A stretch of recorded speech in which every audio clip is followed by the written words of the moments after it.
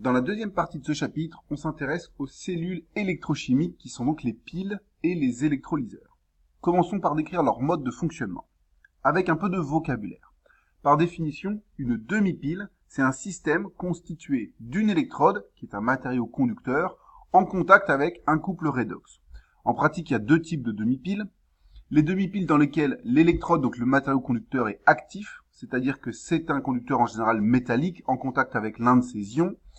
Exemple typique, une lame de zinc qui est dans une solution de ZnSO4, donc avec des ions Zn2+, et des ions SO4-. Ici, le couple redox mis en jeu, c'est le couple Zn2+, Zn. On voit que l'électrode est active.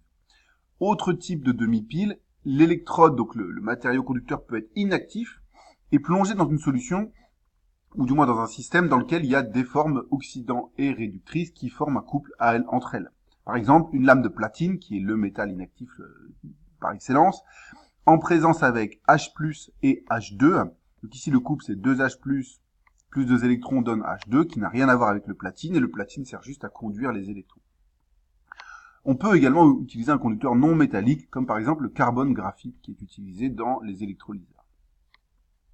Par définition, donc, l'électrode, c'est juste le matériau conducteur qui permet l'échange d'électrons dans la demi-pile.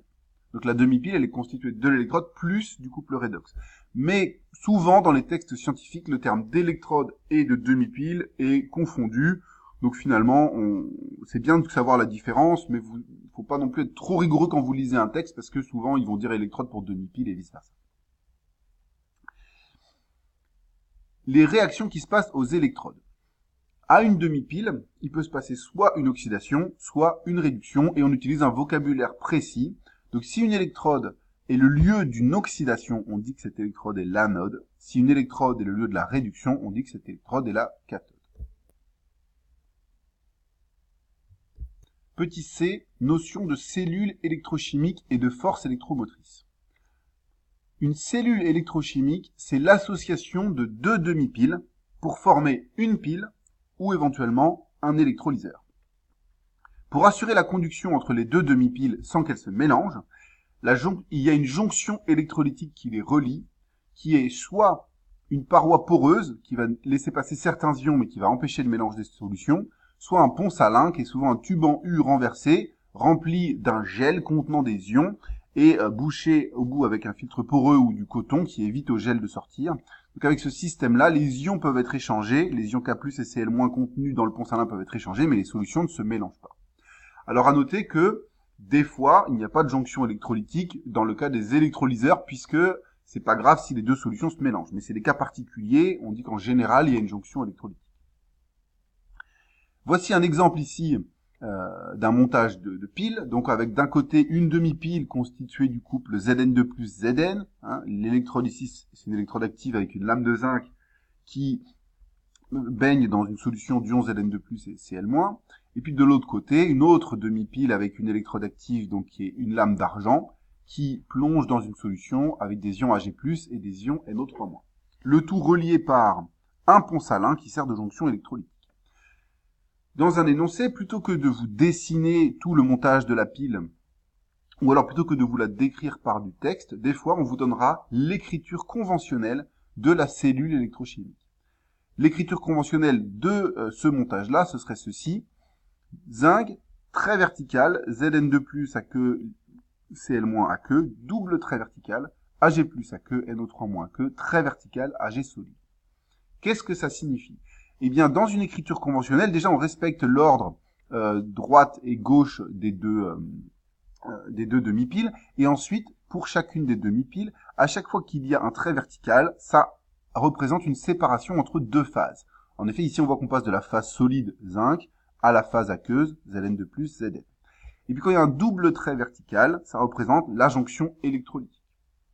Donc, il faut que vous sachiez, quand vous voyez un montage ou quand une pile est décrite par un texte, écrire sa représentation conventionnelle, et vice-versa, si vous voyez une représentation conventionnelle, il faut que vous compreniez à quel montage c'est associé. Définition de la force électromotrice, souvent notée F et M, de la cellule électrochimique. La force électromotrice d'une cellule électrochimique, souvent elle peut aussi être notée petite e, C'est la différence de potentiel que l'on peut mesurer aux bornes de cette cellule lorsque le courant qui la traverse est nul. C'est donc mesuré avec un voltmètre qui a une très grande résistance et qui donc laisse passer un courant quasi nul, donc équivalent à un courant nul. On l'appelle aussi des fois la tension à vide. La force électromotrice est exprimée avec un sens conventionnel, puisque quand on branche le voltmètre sur la cellule, on peut brancher l'une des demi-piles sur la borne rouge et l'autre sur la borne noire, ou l'inverse, ce qui donnerait une tension de signe opposé. Donc le sens conventionnel qui a été choisi, c'est celui-là. La force électromotrice, c'est toujours le potentiel de droite moins le potentiel de gauche. Ça correspond donc à brancher la borne rouge du voltmètre sur la pile à droite et la borne noire du voltmètre sur la pile à gauche. Il faut retenir ce sens conventionnel. En général, dans les énoncés, quand vous étudiez une pile, par exemple, ils s'arrangeront pour que la force électromotrice soit positive en mettant à droite le couple de plus haut potentiel et à gauche le couple de plus bas potentiel, ce qui correspond à mettre à droite la cathode et à gauche l'anode. Si tous les constituants sont à l'état standard, on peut parler de force électromotrice standard, qu'on note donc petit e standard, et donc de la même façon, ce sera la différence entre le potentiel standard, cette fois de l'électrode de droite, moins le potentiel standard de l'électrode de gauche.